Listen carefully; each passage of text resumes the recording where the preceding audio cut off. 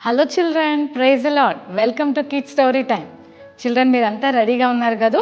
Let's start. పిల్లలు, ఒక ఊర్లో ఒక షెపర్డ్ ఉన్నాడు పిల్లలు.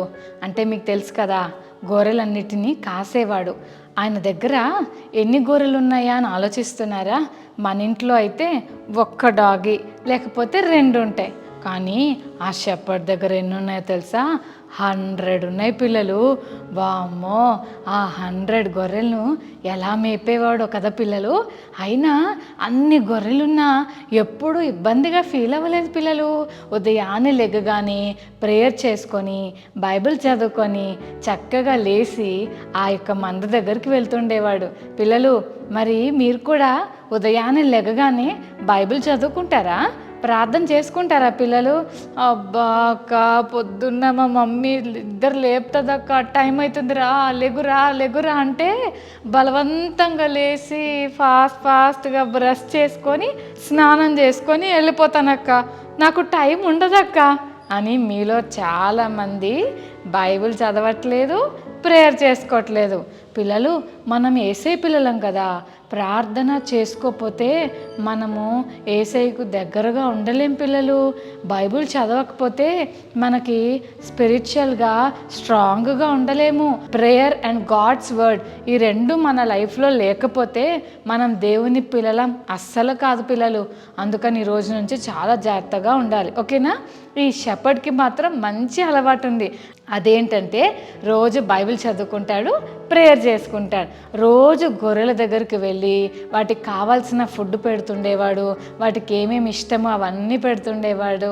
అంతేకాదు, ఏ గొర్రెకైనా దెబ్బ తగిలిందేమో, ఏ గొర్రెకైనా బ్లడ్ వస్తుందేమో అని వాటిని చూసుకుంటూ, వాటికి దెబ్బలు తగిలితే వాటిని క్లీన్ చేసి వాటికి మెడిసిన్ రాస్తుండేవాడు. ఒక గొర్రె ఏదైనా సాడ్గా అలా కూర్చుంది అనుకోండి, గబగబా దాన్ని ఎత్తుకొని దగ్గర తీసుకొని ఆట ఆడిస్తూ దానికి సంతోషాన్ని కలిగించేవాడు. ఎంత మంచి గొర్రెల కాపరి కదా పిల్లలు.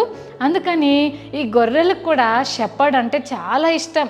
ఎంత ఇష్టం అంటే షెపర్డ్ రాగానే గొర్రెలన్నీ మా షెపర్డ్ వచ్చేసాడు అని అన్ని గొర్రెలు ఆ గేట్ దగ్గరకు వచ్చి అలా తొంగి చూస్తుండేవంట పిల్లలు.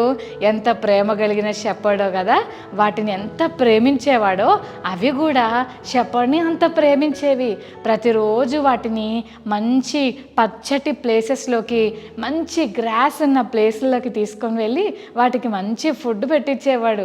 అవి మన షెపర్డ్ అయితే మనల్ని మంచి ప్లేసులకు తీసుకెళ్తున్నాడు, ఈ గ్రాస్ ఎంత టేస్టీగా ఉంది కదా అని చక్కగా ఎంజాయ్ చేస్తుండేవి. సాయంత్రం అయ్యేసరికి అన్ని గొర్రెలను చక్కగా పిలిచేవాడు. ఈ కాపరి నోరు తెరిచి ఒక శబ్దం చేయగానే గొర్రెలన్నీ కాపరి దగ్గరకు వచ్చేసేవి పిల్లలు. ఆయన చక్కగా పిలుస్తుండేవాడు. ఆ పిలుపు, ఆ షెపర్డ్ పిలుపుని అన్ని గొర్రెలు గుర్తుపడుతుండేవి. కాబట్టి ఈయన సౌండ్ చేయగానే తన షీప్ అంతా కూడా తన దగ్గరికి వచ్చేవి పిల్లలు. ఇలా ప్రతిరోజు చక్కగా వాటిని తీసుకురావడం చేస్తున్నాడు. రోజు పొద్దున్న అన్నీ లెక్క పెట్టుకుంటాడు.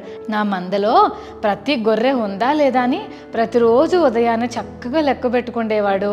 ఆ తర్వాత నైట్ మళ్ళీ వాటిని తీసుకొచ్చి లోపల పెట్టేటప్పుడు కూడా 1, 2, 3 అని అన్నిటినీ లోపలికి పంపించి గేట్కి లాక్ వేస్తుండేవాడు. పిల్లలు, ఈ షెపర్డ్కి ఒక రోజున బయటికి వెళ్ళాల్సిన పని పడింది పిల్లలు. ఏం చేయాలో అర్థం కాలేదు.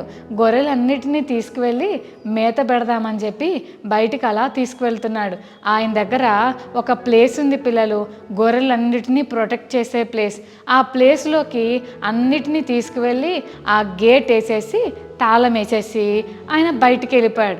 అన్ని గొర్రెల్ని లోపల పెట్టాను కదా, గేటు చక్కగా వేశాను కదా, ఇంకెవ్వరూ రారులే, అంతా సేఫ్గా ఉంటుందిలే అని అనుకొని ఈ షెపర్డ్ బయటికి వెళ్ళిపోయాడు పిల్లలు. ఎందుకు వెళ్ళాడు షెపర్డ్ అంటే గొర్రెలకి కావాల్సినవి తెచ్చుకోవడానికి వెళ్ళాడు. వెళ్ళి వచ్చేసరికి ఏం జరిగిందో తెలుసా పిల్లలు? ఎక్కడైతే గొర్రెలను ఉంచాడో ఆ స్థలాన్ని చూడగానే షాక్ అయిపోయాడు పిల్లలు. ఏంటా అని ఆలోచిస్తున్నారా పిల్లలు? 100 గొర్రెల్లో ఒక్క గొర్రె కూడా లేదు పిల్లలు. అదేంటి, ఇందాకే కదా అక్క తాళం వేసి వెళ్ళాడని చెప్పింది అని ఆలోచిస్తున్నారా? నిజమే పిల్లలు, షెపర్డ్ అయితే లాకేసి వెళ్ళిపోయాడు, కానీ ఎవరో వచ్చి గొర్రెలన్నీ ఎత్తుకుపోయారు పిల్లలు. 100లో ఒక్కటి కూడా లేదు, అన్నిటిని తీసుకొని వెళ్ళిపోయారు. లాక్ ఓపెన్ చేసి గేట్ ఓపెన్ చేసింది పిల్లలు.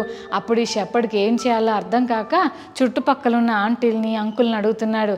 అంకుల్, నా గొర్రెలు కనిపించట్లేదు, మీకేమైనా తెలుసా, ఎక్కడైనా చూసారా అని ఇటు పక్కన అంకుల్స్ని ఆంటీస్ని అందరిని అడుగుతుంటే అప్పుడు ఒకరు చెప్పారు, బాబు నాకైతే తెలీదు, అవి ఎవరు గొర్రెలో తెలియదు, కానీ ఒక ట్రాలీలో చాలా గొర్రెలు తీసుకువెళ్తుంటే చూశాను, అవి నీ గొర్రెలో ఎవరియో నాకు తెలియదు బాబు అని అన్నారు పిల్లలు. వెంటనే ఈ షెపర్డ్ అంకుల్ గబగబా బండి మీద బయలుదేరి వెతుక్కుంటా ఉన్నాడు. నా గొర్రెలు ఎక్కడున్నాయి, అయ్యో నా గొర్రెలు ఎక్కడున్నాయి అని వెతుక్కుంటా ఉంటే ఒక హోటల్ దగ్గర ఒక ట్రాలీ ఆగి ఉంది పిల్లలు. ఆ ట్రాలీలో 100 గొర్రెలు ఉన్నాయి. అర్థమైపోయింది అంకుల్కి ఇవి నా గొర్రెలే అని. గబగబా లోపలికి వెళ్ళి ఈ ట్రాలీకి సంబంధించిన వాళ్ళు ఎవరు అని అడిగితే ఆ డ్రైవరు ఇంకొక వ్యక్తి భోజనం చేస్తున్నారు. వెంటనే వాళ్ళని అడిగాడు, ఏ బాబు, ఆ గొర్రెలన్నీ నావి, ఎక్కడి నుంచి తీసుకొచ్చావని అడిగాడు పిల్లలు. అడిగితే లేదు, అవి నా గొర్రెలు అని చెప్తున్నాడు. అదేంటి, ఇవి నా గొర్రెలు కదా అంటే, కాదు కాదు నీవి కాదు నాది అని ఫైట్ చేస్తున్నాడు. వెంటనే పోలీస్ వాళ్ళ దగ్గరికి వెళ్ళి కేసు పెట్టాడు. పోలీస్ వాళ్ళు కూడా వచ్చారు. వచ్చి చూస్తే, సార్ ఇవన్నీ నా గొర్రెలు సార్, గొర్రెలన్నిటిని తీసుకొని వెళ్ళిపోతున్నాడు సార్, చూడండి సార్ ఈ గొర్రెలన్నీ నావే సార్, ఆ ఫ్లాక్ అంతా కూడా ఆ దొడ్డిలో పెట్టి లాకేసి వెళ్ళిపోయాను సార్, నేను వచ్చేసరికి మొత్తం తీసేసుకున్నాడు సార్, తీసుకొని వెళ్ళిపోతున్నాడు సార్ అని చెప్పాడు. అవునా, మరి ఈ గొర్రెలు నీవే అని చెప్పడానికి నీకేమన్నా ప్రూఫ్స్ ఉన్నాయా అని అడిగాడు పోలీస్ అయినా ఈ షెపర్డ్ని. అప్పుడు షెపర్డ్ అన్నాడు, సార్ నీ గొర్రెలు నావే అని చెప్పాలంటే నేను ఒక కేక్ వేస్తాను, ఆ కేక్కి గనక ఈ గొర్రెలన్నీ వచ్చేస్తే ఇవి నావే అని చెప్పాడు పిల్లలు. అప్పుడు పోలీస్ అంకుల్ అన్నాడు, ఓకే అయితే నువ్వు ఒకసారి పిలువు అన్నాడు. ఎప్పుడైతే ఆ ట్రక్ దగ్గరికి వెళ్ళి ఈ షెపర్డ్ పిలవటం మొదలుపెట్టాడో ట్రక్కులో నుంచి దూకేసి మరి ఆ గొర్రెలన్నీ కిందికి వచ్చి షెపర్డ్ చుట్టూ నిలబడ్డాయి. 100 గొర్రెలు షెపర్డ్ చుట్టూ నిలబడ్డాయి. అప్పుడు పోలీస్ అంకుల్ వాళ్ళకి అర్థమైపోయింది, ఒరే వీడు దొంగోడురా, వీడు గొర్రెలన్నీ ఎత్తుకోబోతున్నాడు, ఇవి నిజంగా వాటి మాస్టర్ కేక వేయగానే ఎంత చక్కగా వెళ్ళిపోయాయి అని అన్నప్పుడు ఆ షెపర్డ్ అన్నాడు, అవును సార్, నా గొర్రెలన్నిటికీ నా స్వరం తెలుసు, ఇవి నా స్వరాన్ని బాగా గుర్తుపడతాయి, నేను ఒక్క కేక్ వేస్తే చాలు అన్నీ నా దగ్గరకు వచ్చేస్తాయని చెప్పాడు పిల్లలు. దొంగని పట్టుకొని పోలీస్ స్టేషన్లో లోపల వేసేసారు. ఈ షెపర్డ్కి గొర్రెలన్నీ ఇచ్చారు పిల్లలు. ఎంత చక్కటి లెసన్ మనం విన్నాం కదా. నిజమే పిల్లలు, బైబిల్ గ్రంథంలో కూడా ఈ మాట రాయబడింది, నా గొర్రెలు నా స్వరం వింటాయని.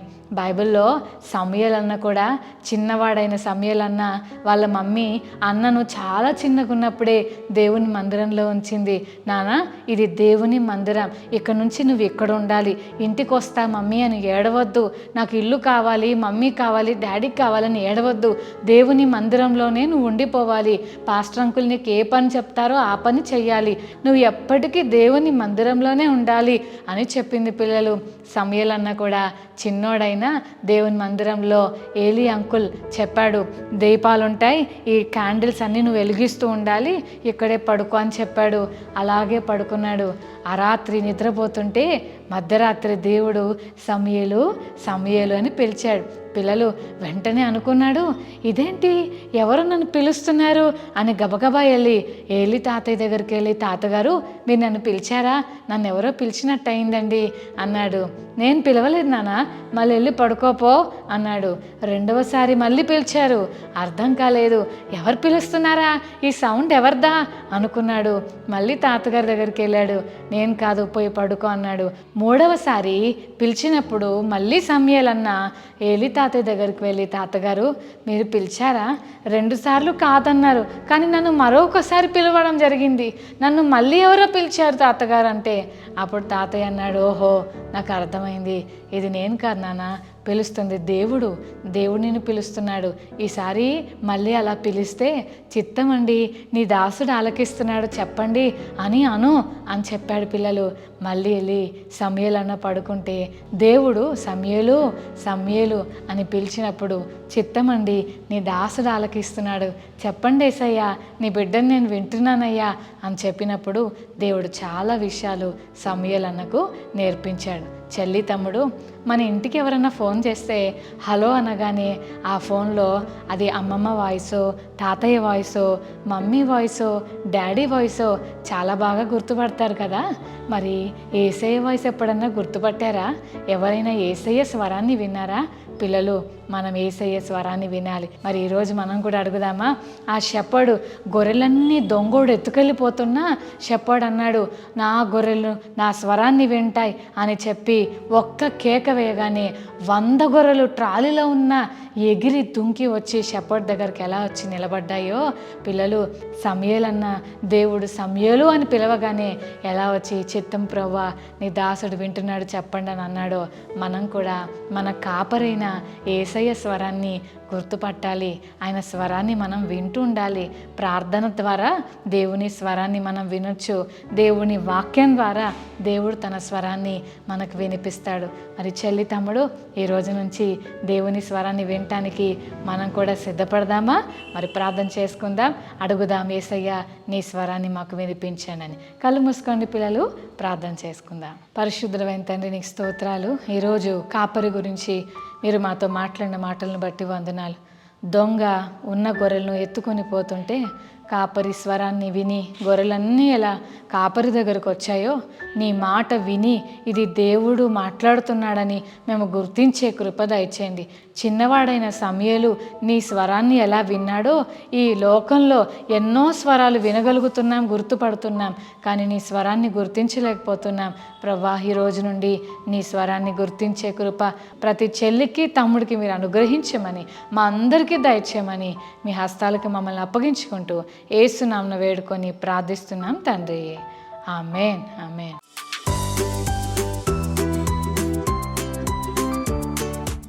ఓకే పిల్లలు, మెమరీ వర్స్ నేర్చుకుందామా?